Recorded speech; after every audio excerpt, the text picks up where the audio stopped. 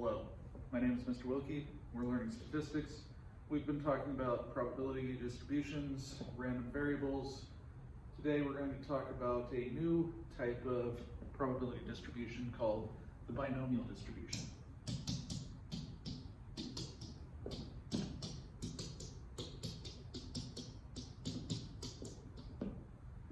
So, in order for it to be a binomial distribution, it has to meet 4 conditions.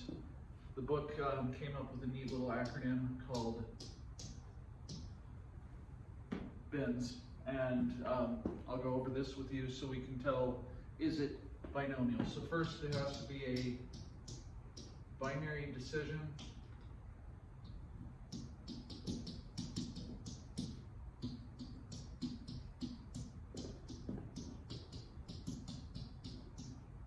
Success or failure.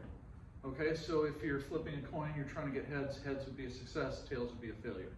If you're rolling a die, you're trying to get or let's say you're rolling 2 dice, you're trying to get a 7. Rolling a 7 would be a success, not rolling a 7 would be a failure. Okay, so it's not 7, 1, 2, 3, 4, it has to be either 7 or not a 7. Okay, binary decision, either success or failure.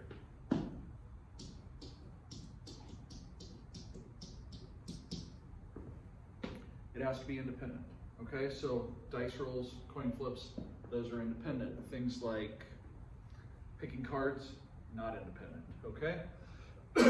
Unless we're using replacement. All right, in.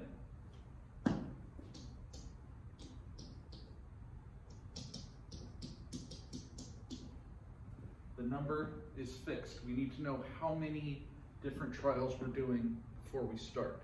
Okay, so if I'm flipping coins, I'm going to say, let's flip a coin 10 times and see what happens. Or let's say I'm answering multiple choice test questions without studying. Knowing one can't have anything to do with the next, okay? Or guessing right on one can't have anything to do with the next one. The number that's for independent, for the number is fixed, there's going to be 10 questions. S is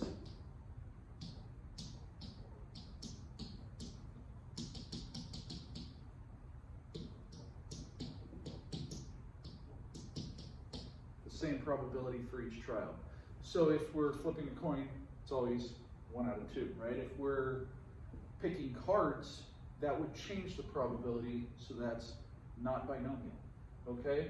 If we were taking a multiple choice test, we wouldn't be able to eliminate any answers because that would change the probability, make it not binomial. Okay, so basically with a binomial distribution,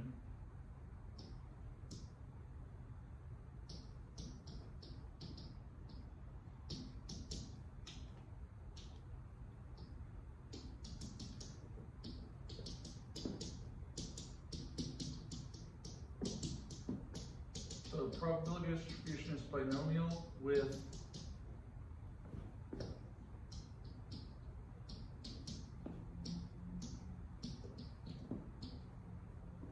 parameters n and p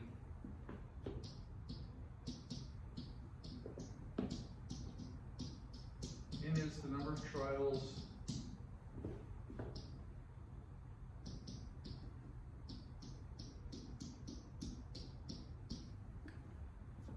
P is the probability of success, okay?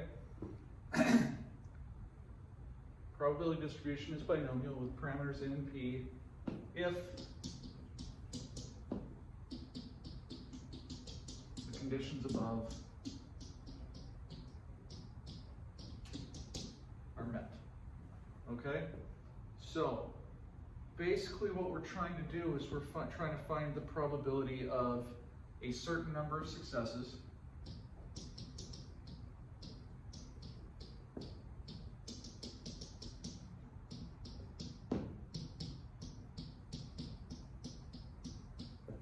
X successes out of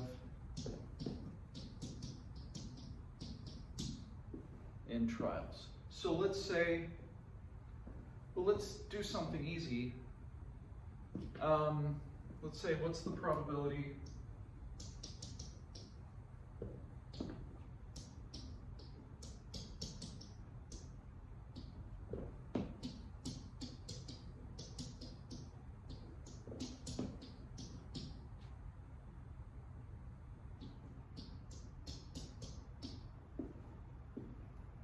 of rolling a 5 twice out of 6 rolls?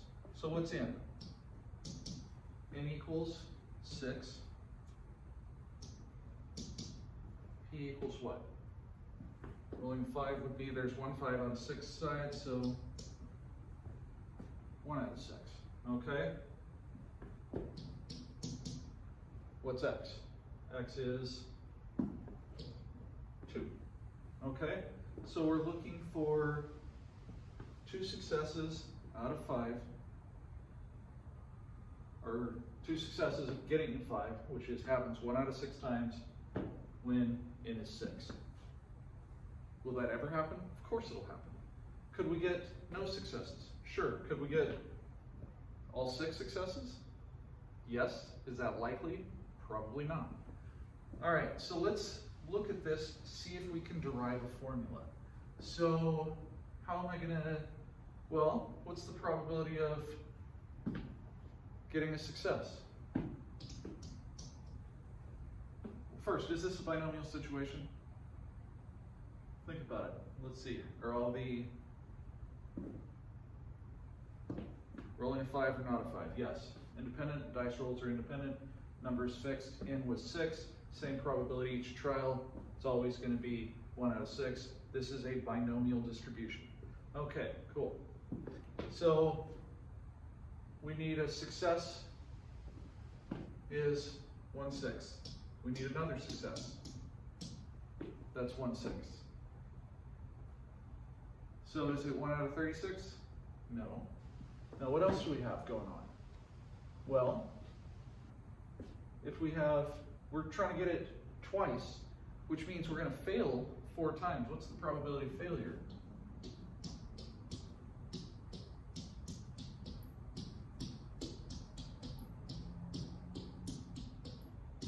So is it just going to be 5 to the 4th over 6 to the 6th? No. No, this is one way to do it. I could also get the success on my last 2. I could also get the successes on my 1st and 3rd, or my 1st and 4th. And how many ways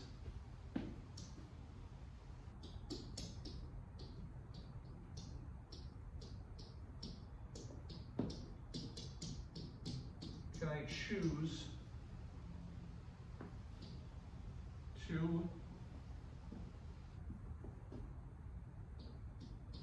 successes out of 6? That's just 6 choose 2. Do you guys remember doing combinations? If you don't remember combinations, I'll give you a quick review on it.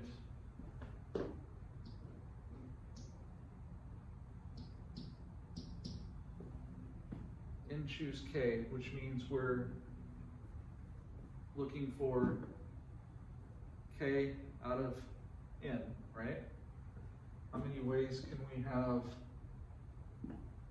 2 successes out of 6? How many ways can we combine these? It's going to be n factorial over k factorial times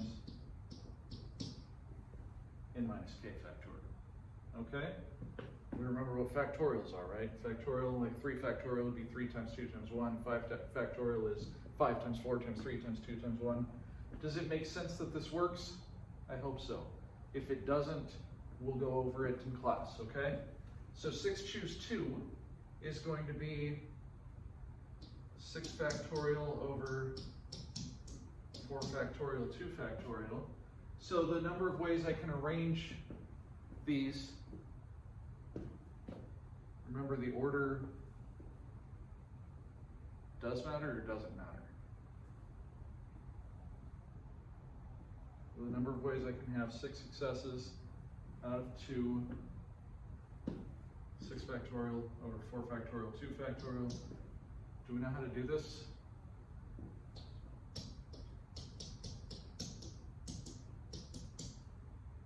Four times 3 times 2 times 1 times 2 times 1. These are always nice because, hey look,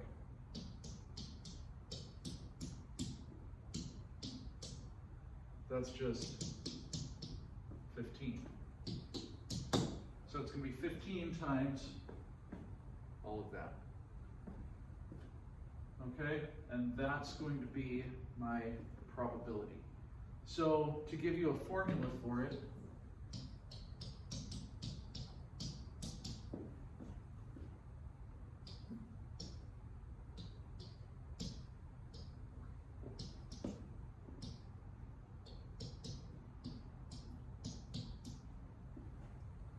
we have n choose k times p to the k times 1 minus p to the n minus k.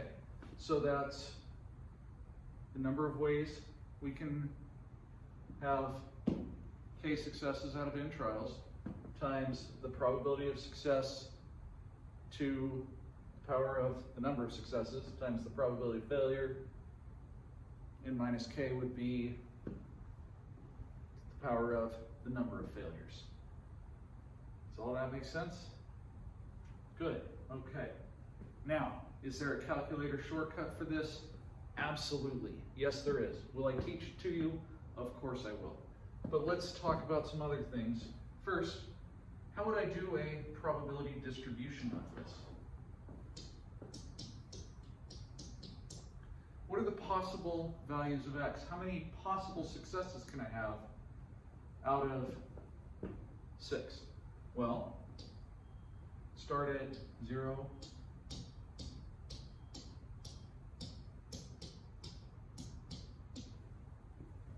Like that, okay? So 0 through 6, how do I find the probabilities? Well, I just write them up, right? So the probability of 0 would be what? 6 choose 0, which is just 1.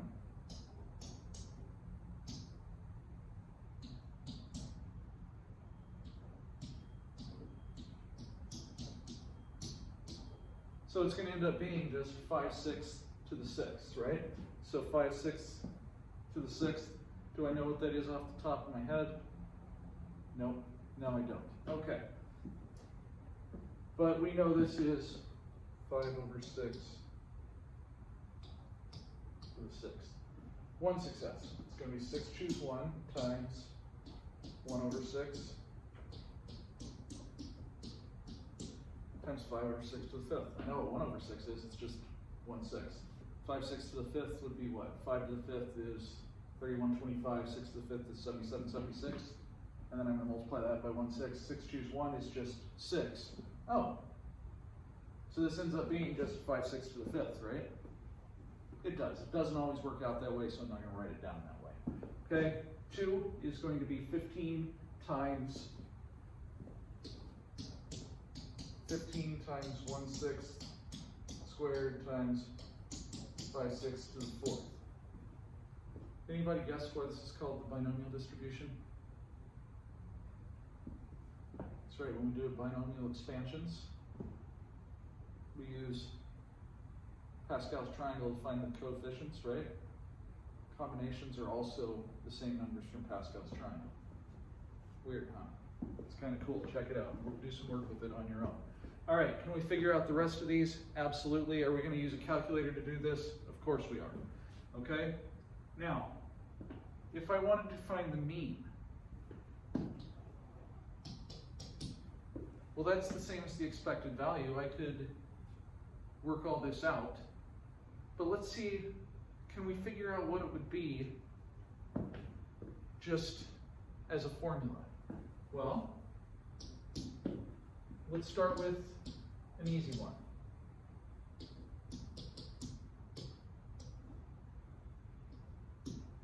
If n is 1. Well, if n is 1, this is p. And I'm going to say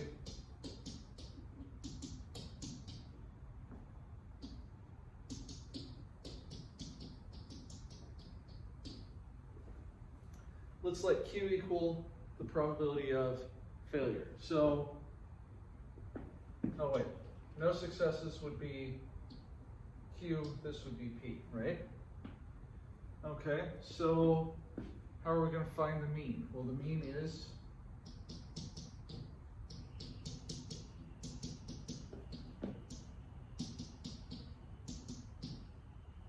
P. Let's try it with 2 and see what happens.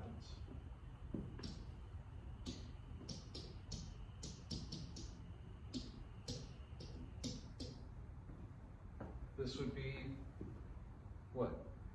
Q squared. What would 1 be? It'd be 2 choose 1, which is 2. P to the first, Q to the first. And this would be 1 times P squared, Q to the 0, or just 1. Okay. Now, let's do this here. We've got 0 times Q squared plus 1 times 2PQ times 2P squared. Okay. Can I rewrite this anyway? Well, let's factor out a 2P. What am I left with? I'm left with Q plus P, right? Sorry, it should have been plus. That's why. Okay. Well, what's Q plus P? Q plus P is just 1, so this is just 2P. So when n was 1, it was P. When n is 2, it's 2P. When n is n, it's just NP. Okay? Can we figure out the standard deviation? We could.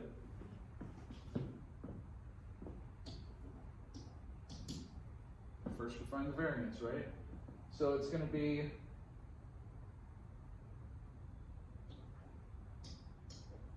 zero minus P times Q plus 1 minus P times P. Okay. What's 0 minus P? Would be negative P.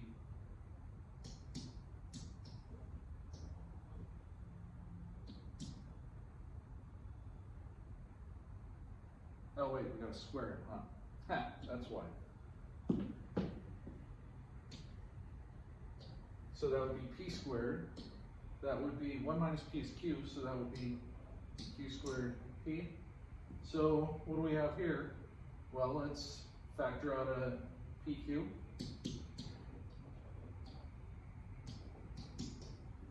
P plus Q is 1, so it's just sigma squared is PQ, so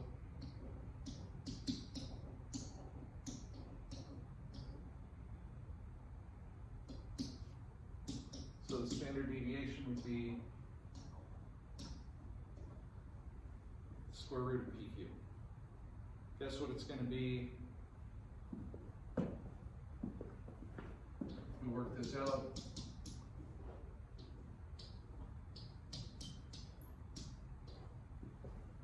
The square root of NPQ or NP 1 minus P. All right. Any questions so far? I know this seems like a lot, and it is.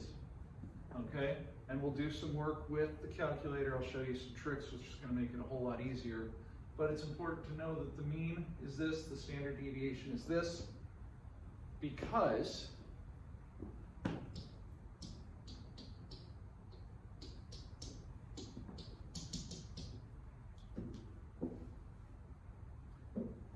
we can use a normal approximation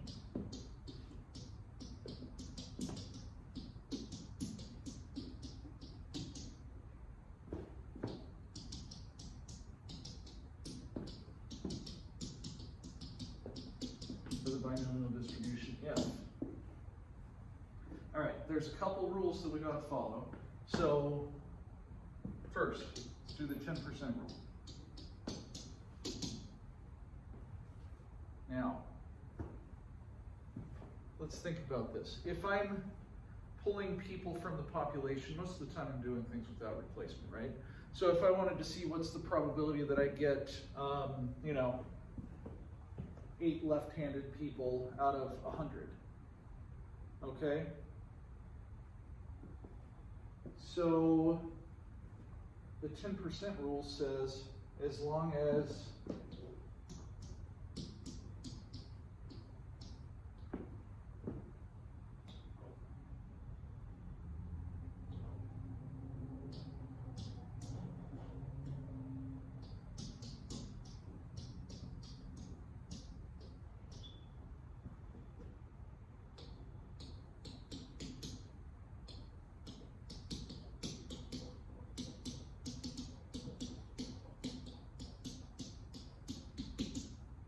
it doesn't matter if there's replacement.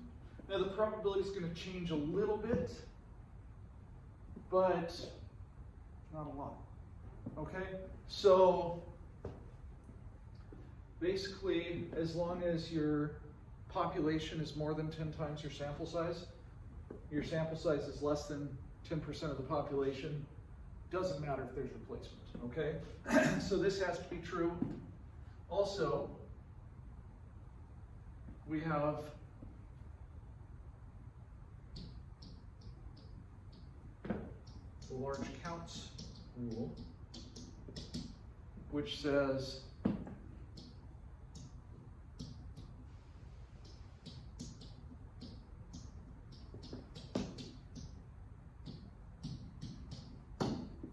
NP and N times Q, or N times 1 minus P, must be greater than or equal to 10. This is large, so large that this happens, then the binomial distribution approximates a normal distribution, and we can just use a normal distribution.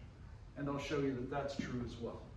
Okay, so let's look at the calculator. Okay, so I'm going to show you some things on the calculator, and yeah, we'll do that in just a second.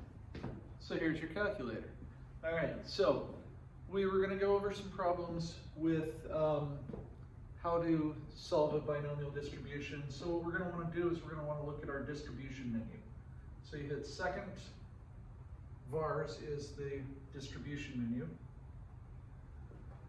And you'll see a whole bunch of distributions. So you scroll down,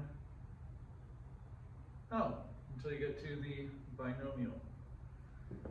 So the binomial PDF is probability distribution function. Binomial CDF is the cumulative distribution function. PDF will give you at x. CDF will give you up to and including x. So if I wanted to know, let's say, what's the probability that I get 2 5s out of 6 rolls? I hit binomial PDF, I would hit 6. Clearly this thing is not, there it is, 6, comma, all right, I'm going to do this over here so I can hit buttons and have it work. So 6, comma, 1/6, comma, 2. So can anybody tell me what that means? So that's N, that's P, that's X. Hit enter. And it still doesn't do it right. There we go. Hit enter. All right. And there we go. So the probability of that happening is 0.2009, so about 20% of the time. You'll get 2 5s, okay? If I wanted to look at the entire distribution, what I can do is I can go to my lists. So I'm going to type in 0 through 6.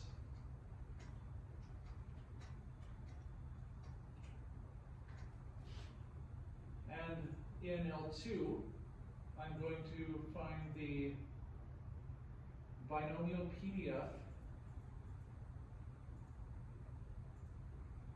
of 6, comma, 1/6, comma, L1.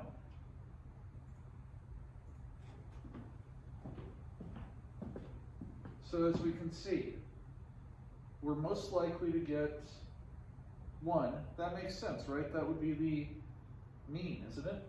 So there's, for 0, not very likely to get 6. Obviously, not very likely to get 5.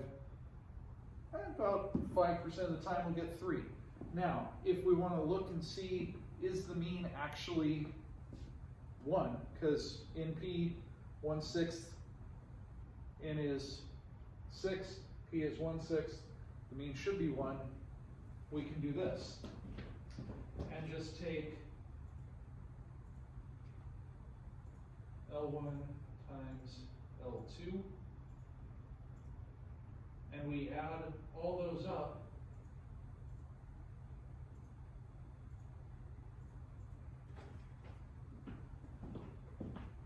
and the sum is 1. How about that? Okay, cool, right? Now, I said if n is large, it's going to approximate a binomial distribution. So let's see what would happen if n were 100. So I'm going to want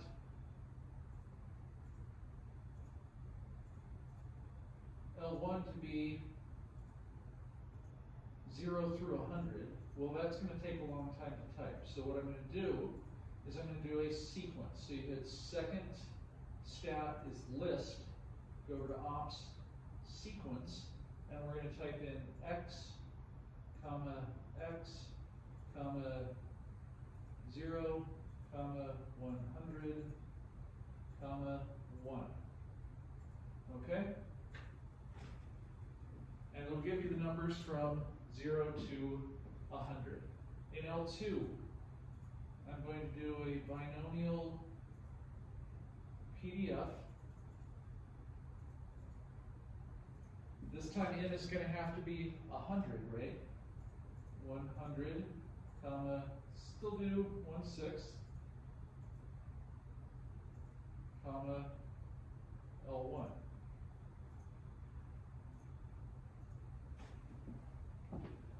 And this is going to take some time for it to think, so let's talk about what this is going to give us. So this will give us the probability. Most of these you can see are going to be really small because you're not going to get 0 5s if you roll it 100 times. What should we get? Well, what's the mean going to be? It's going to be 100 times 1/6, which is, we expect to get about, what, 16 2/3?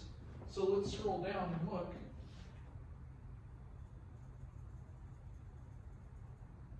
So we notice it's starting to get bigger. So 16, 17 are the two where it's the most. Now, if you want to see that it approximates a normal distribution, we're going to make a scatter plot of L1 and L2 and see what that looks like. Okay, so let's do a stat plot, clear that out. Stat plot, all my plots are off. So I'm going to turn this one on, do a L1, do L2 graph, see, normal, zoom, 9, and as we can see, this is a normal distribution. Now, it looks less normal because it goes only to 0 here and goes all the way out there, but all of this is negligible. What I'm going to do now is I'm going to change my X list to 32, and you'll see why. So window, all right, I'll make it to 42 because that's going to put it about halfway there. And as you can see, that's a pretty normal distribution. All right? Does anybody have any questions about anything? Now, I know if you looked in the distribution list, you might have seen something that said normal PDF, normal CDF. Absolutely, we'll go over those. All right, well, thanks everybody for listening. Thanks to the Adolescents for the t-shirt. And we're gonna learn geometric probability real quick next week and then get ready for the test. Good luck.